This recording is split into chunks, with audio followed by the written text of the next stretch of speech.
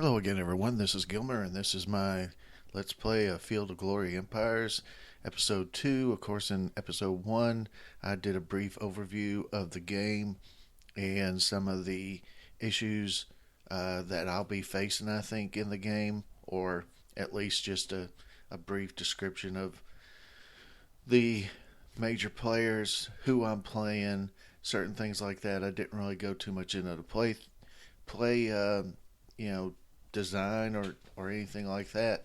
I kind of feel like at this point the game's been out long enough that most people should know most of the game details, how to play, certain things like that. But by all means, if you have any questions, leave them in the comments.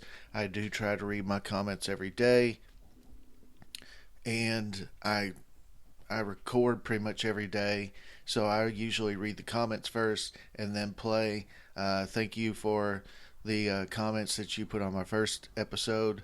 I really do appreciate it. And I guess I'll just talk a little bit more about some of the things that you'll see, or some of the things that I'm going to do.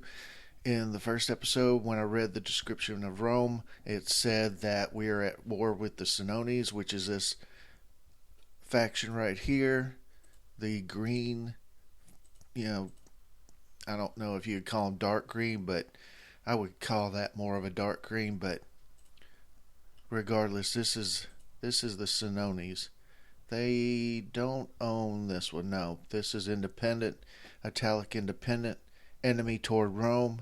That means that it's basically, I wouldn't call them barbarians, but they are not part of a faction, and so they don't really work in conjunction with others that are independent. Um, they're all enemy of Rome's, but that you won't see, 4 or 5 of these over here that are independent all group up together and attack somebody. Or sometimes you'll see them get together and form a faction if a faction has been eliminated. So let's say the Radi, I don't know if I'm pronouncing that right, but Rhaeti, the Radi, say I eliminated that faction. Well, a couple of turns down the road, and there's a setting that I think you can turn this off, but it's similar to a lot of other games in that a couple of turns down the road, if they're not kept subjugated in a very strong fashion, they could overthrow the government, or the faction that had conquered them, and set up their own little faction again, and it'll be the same name as Rady. So you will see factions come back after being eliminated. I don't necessarily know if I like that much, because in one of my playthroughs, I saw the same factions keep coming back and back and back, and it wasn't that fun.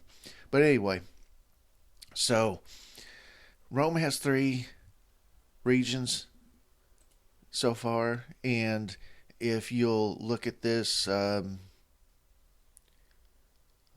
is it? Well, it doesn't really say, but let's look at province overlay. So as you can see, there's what is called a province overlay.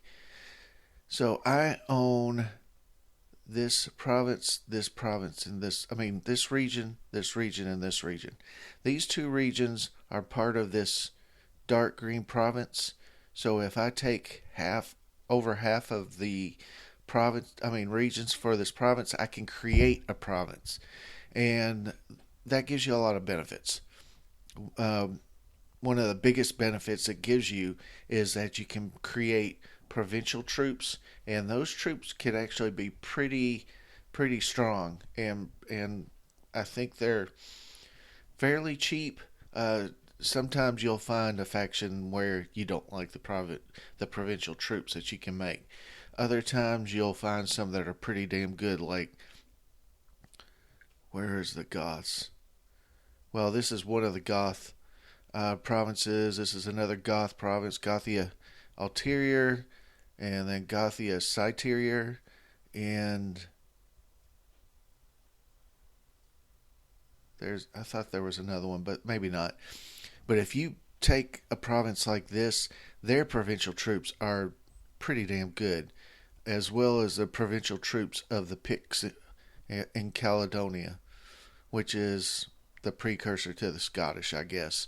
Um, the Picts provincial troops are really, really good, and they can they can really help you out. And the reason their provincial troops are pretty good, if I remember correctly, is that they are very good in hill regions. Uh, Rome's legions, let's just select the army. This is a Rome legion. Rome's legion have these malices. They are called heavy infantry, and if you click control, it'll tell you the malice.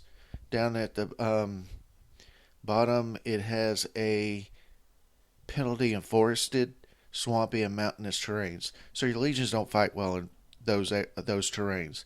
Right now, they're in a terrain of plain. You can read it in the cursor. The pop up from the cursor, it says plain, paved road, land cost 2, can move in this region. So they fight good in plains. And I guess they fight okay in other areas, but they don't fight well in mountains. They don't fight well in forests. And they don't fight well in hills, I think. But so that's something to remember, because I've had armies get decimated. I go into a region, sometimes I might have 12 legions and a bunch of these LA, and which are heavy infantry as well, and then the velites and cavalry and light cavalry, and these troops do not perform well in um, those terrains, because they'll get their asses kicked. Pardon my French. They'll get chewed up pretty good in the terrains that we saw. Let's look at that again. Forested, swampy, and mountainous terrains. So I don't know if that works. I don't know if that's the same as hills. I think they can fight in hills, which this one is, um, and not have that penalty. But it's best to keep them in the plains.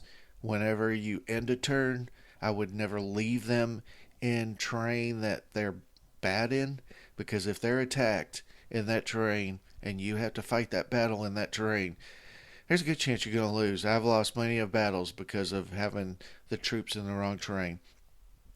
The provincial troops, that like Goths and the Picts, their provincial troops fight well in heavy terrain. They fight really well in heavy terrain. So it's almost a big deal to have an army that fights well in the plains, and then have an army group made up of troops that fight well in forests, hills, mountainous terrain, stuff like that. Because if you're going to need to fight in those terrains at some point.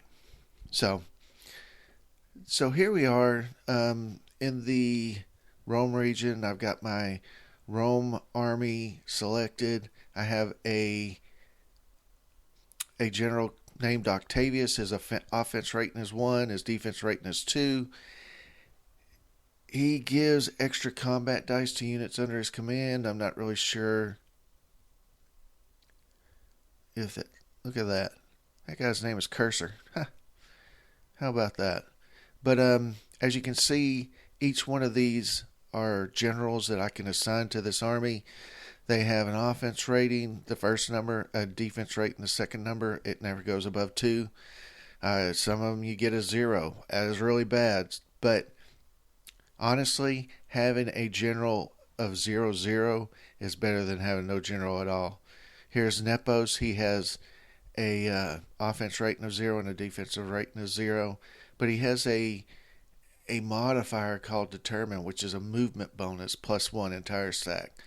So there are certain things that you can get from your generals, even over and above the offense and defensive rating. I actually want to have a general that is good at attacking. So I'm going to select the Cento. His offense rating is 2. His defensive rating is 1. He's a flanker, which attacker bonus +1, movement bonus +1, active only in open terrains. Open terrains are the plains. Um, might be hill as well. Um, I think hills are considered open terrain. So anyway, I want Cento to be my commander. Now, if you look, I don't know if you can see, but their battle or their power rating or their combat power is 43.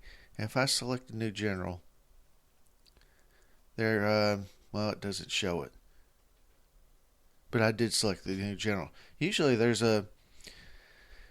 you get a temporary penalty based on changing the general, and it lasts for 1 turn, and it makes your troops fight less well under the general under his first turn as leader, because in real life, if you change leaders, sometimes the troops don't. It takes them a while to get a little accustomed to the new leader, and that's the reasoning behind that. So in the description, it said I should buy 2 more legions before I go off and attack anybody. So the way you build a legion or any unit is you click. This is the region. Now unit Q is empty, and then it has a list of units I can purchase. So I'm going to purchase 2. Wait a minute. How do you do it? Left click. Oh, right click to add to queue. See, it's been a while since I played this game, and I had forgotten that it's not left click to buy a unit, but right click. And then I'm going to fill out the rest with velites. I don't think I can purchase any more legions. Let's see. So as you can see, every one of these units are going to be available next turn, and that's what I want, because on the next turn I'm going to attack the Senones, who I'm already at war with. I'm gonna click it back to ownership overlay to see who owns what. As you can see, there is an army here, Italia Inferior, the Samnites. Eventually, I'm going to have to subjugate them. And then there's also an army over here, Exercitus. That's the Etruscans. And their combat power is pretty good too. They're 40. I'm going to have to deal with them at some point as well. And they have a good attacking general, but he's not as good at defending. Something else to keep in mind, I mean, there's so many things that you have to keep track of when you're playing this game. It becomes basic. It becomes a lot easier once you've played the game for a while. But there are certain things that you have to remember, have to keep track of. One of the things, if you look in the pop-up from my cursor for the region, it says region is Latium. That's the name of the region. Italia Superior is the name of the province it belongs to. If I form Italia Superior, that's the province that I'll own. Population 14, owned by Rome. Objective, it's owned. Available food, 37. And then it says plus 16. 16 is a production. The region that your army is in, has to have food production that will support that army. If it doesn't, eventually they're going to start starving. So you want to kind of keep an eye on that, and the game will kind of give you messages saying your army's out of supply or something like that. So you need to make sure that if you look the second from the bottom, it says expected army food usage 6. So I'm in good shape here because I'm producing 16 and I'm using 6. My army is using 6. And then my region, I think, is probably using some of that, but it doesn't really say that. Forage value 7. If it's not producing food, you can forage 7 food with your army. Um, but then the region becomes basically pillaged, is what the region will, and then it'll be reduced productivity in that region. So anyway, I have bought my units. Uh, the nation panel, if you want to take a look at that or don't really know that much about it, um, this is the ruling party. A lot of times, if it's a kingdom, it is one person. So instead of saying patrician party in a kingdom, it'll have some name, like over in the Seleucid Empire, I think it would be Seleucos, I think is the initial ruler. And then you have your four progress and decadence ratings. You want the progress to always be going up. You want the decadence to be going up a lot more slowly, obviously. And we can get into that later. Rome has a little bit of issues with decadence in later returns, but right now it's not doing so bad. And then they have the legacy, and the legacy, if you look at the ledger, let's cancel this out. Let's look at legacy. So legacy is how you win the game, basically. The faction that has the most legacy points, if it goes the full 500 turns, that's the faction that wins. Now it could be a case of sudden death, and sudden death is something like if the top faction has something like 3 times the legacy points of the second faction. I've seen that happen. It can happen. I didn't do it, but I have seen a faction do that. So, let's go ahead and just talk a slight bit about certain things.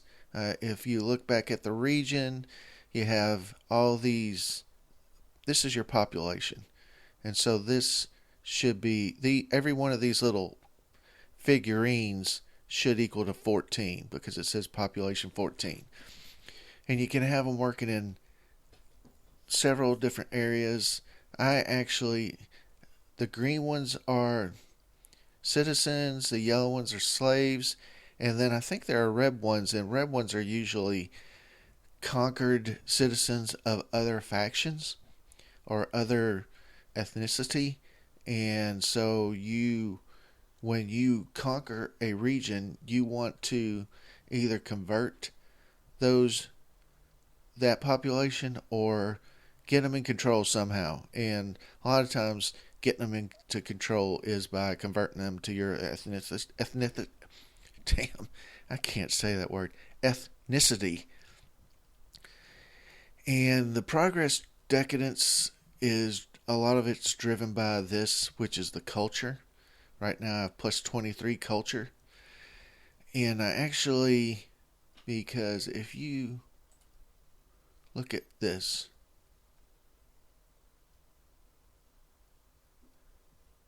right now I'm stable.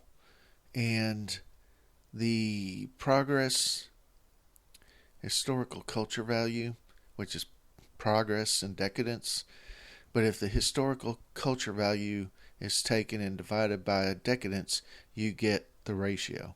And right now, my historical culture value is 8, and my decadence is 4. It gives me a ratio of 2, and that puts me at number 31 out of 77 factions. You don't want to be in the lower third of these factions. The lower third is a bad area to be. When you're in the lower third, there are chances your faction will overthrow the ruling government, have revolutions, have different factions within the government try to take over. If you're in the top third, good things happen. That's about as simple as I can put it. Legacy is you get certain points from objectives, culture, wonders, and government status. And you get points from decisions to give you your legacy total points. Right now, I'm getting plus 2 from objectives. Leading is Antigonos with +3. So already you can see I'm kind of behind the 8 ball in a sense. I need to catch up with Antigonos before he gets too far ahead. And then you get your legacy total points. Since I haven't progressed a turn yet, I don't have any points yet. And then legacy ratings, you get, if you click that, you go back to the ledger. So I think that I want to put some of my population down in culture, because you start off, Rome starts off at 31st out of 77. That's the middle third. You do not want to drop down into that lower third, but usually you actually do after the first turn if you don't do something fairly drastic. If I click this button, is the construction button, I have all these units or all these structures I can build, and each one gives different bonuses. Some of them give minuses. If I were to build this, I would get public debates, and then the loyalty bonus is 6. Loyalty is how you keep your province in line. I think it's a 100. Well, maybe not a 100, but as you can see, loyalty and revolt risk. You want this to always be green. Once it gets below 75 or so, I think it starts going to the yellow. And if it goes below 50 or 60, there's a chance that that region will revolt against your rule. And that is obviously a pain in the rear end.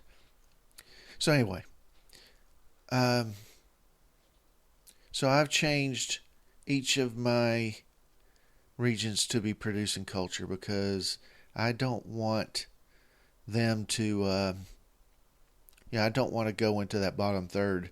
So I do want to build something. I do want to build things because you will never, ever win this game without building some structures. You got to build the structures to make your faction stronger. And from those structures, you get better, you get more money, or you get more culture, or you can build better troops. Right now, here's a list of things that I can build. As you can see, an armor gives me more metal. It says I need leather, which I have to trade for. And trading is done almost automatically. You'll get trade from regions that are close to you, and you'll trade with regions that are close to you, and it's fairly automatic. But sometimes you need something that's from far away, and the only way you can get it is if you produce it yourself, and sometimes you can't even do that. I want to get this anchorage, I believe. And it'll take one turn to get it. So I'm going to build an anchorage there. What do I want here? This green goes into this, and that produces more food. So I do want and the more food you're producing, the quicker your population grows. Well, and plus, it depends on how many population you have work in the food section. So I do want to increase my food. And then this one, as you can see, they have different things that they can build. Sometimes it's the same, sometimes it's different. I do want to build flax or produce flax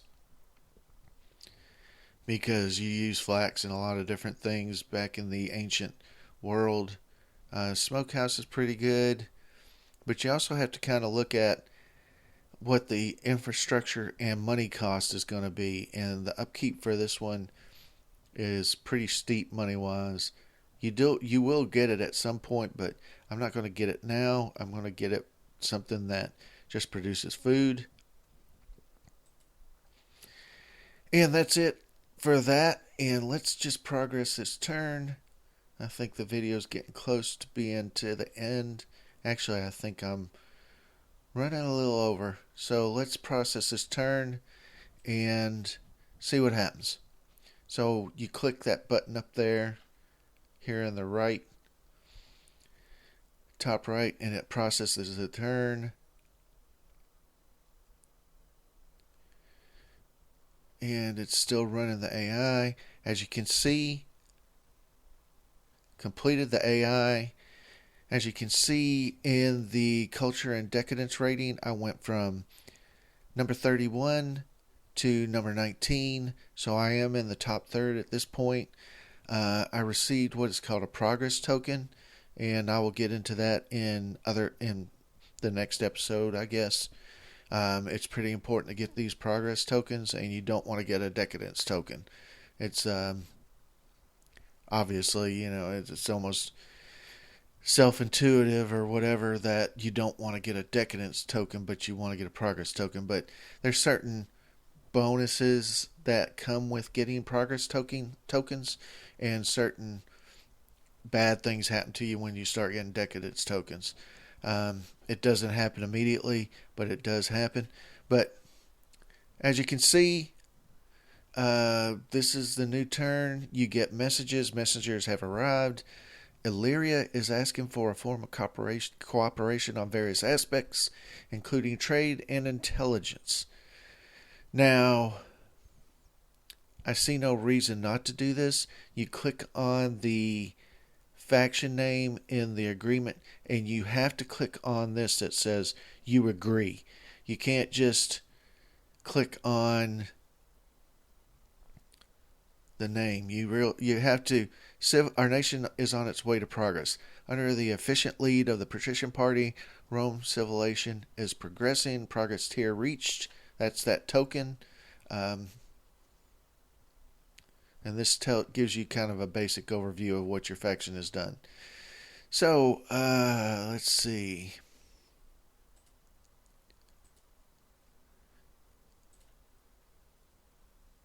And that's just that.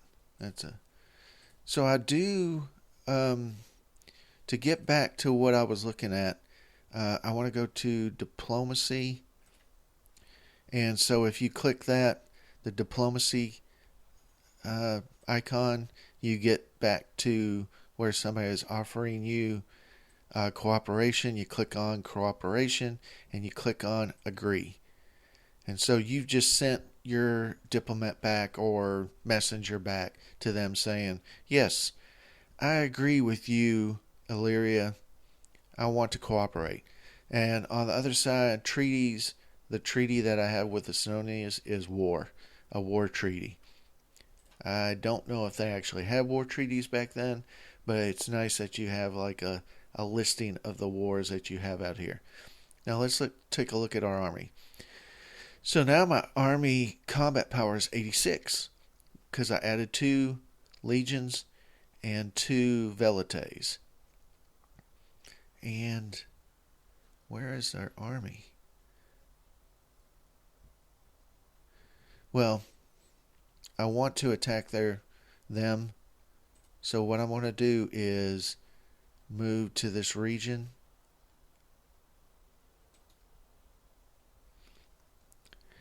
And when that unit gets there, if it encounters a hostile army, it will fight it. If it doesn't, it will siege this city, Ancona, Picenum, and Italia Superior.